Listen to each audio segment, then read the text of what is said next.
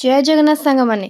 ଆଜି ସକାଳୁ ସକାଳୁ ଉଠି ଭାବିଲି ମୋ ଭିଉଅର ମାନଙ୍କୁ କୋରାପୁଟର ଗୋଟେ ସୁନ୍ଦର ଜାଗାକୁ ବୁଲେଇ ନେବି। ତ ଆଉ ଡେରି ନ କରି ଫଟାଫଟ ରେଡି ହୋଇ ମୋ ସ୍କୁଟି ଧରି ବାହାରି ପଡ଼ିଲି ଯାତ୍ରା ଆରମ୍ଭ କରିବା ପାଇଁ। ଗଲାବେଳେ ରାସ୍ତାର ଦୁଇ ସାଇଡରେ ସୁନ୍ଦର ମକାର ବାଡ଼। ମକା ଗୁଡ଼ିକ ଦେଖି ଭାବିଲି ଦି ଚାରିଟା କାଳେ ନେଇଯିବା। ମୋ ହଜବେଣ୍ଡ କହିଲେ ଗାଡ଼ି ଟିକେ ରଖ।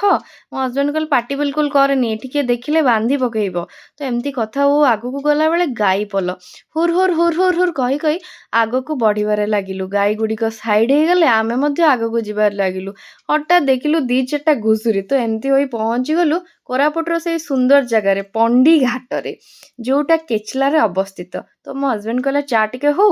ତ ସାଙ୍ଗେ ସାଙ୍ଗେ ଆମେ ଦୁଇ ଜଣ ଚା କପେ କପେ ଧରି କଥାବାର୍ତ୍ତା ହୋଇ ବସି ଚା ପିଇଲୁ। ତ ଚା ଶେଷ କରି ପୁଣି ଥରେ ଆମେ ଘର ଅଭିମୁଖେ ଯାତ୍ରା ଆରମ୍ଭ କଲୁ। ଆସିଲା ବେଳେ ଭାବିଲୁ ପୁଣି ଥରେ ନେକ୍ସଟ ସଣ୍ଡେ ଆମେ ଏଠିକୁ ଆସିବା। ବହୁତ ଭଲ ଲାଗେ ଏଇ ଜାଗାଟି ଏବଂ ବହୁତ ସୁନ୍ଦର ଏଇ ପ୍ରକୃତିର ସବୁଜିମା ଦୃଶ୍ୟ। ଓକେ ସାଙ୍ଗମାନେ, ଥ୍ୟାଙ୍କ ୟୁ।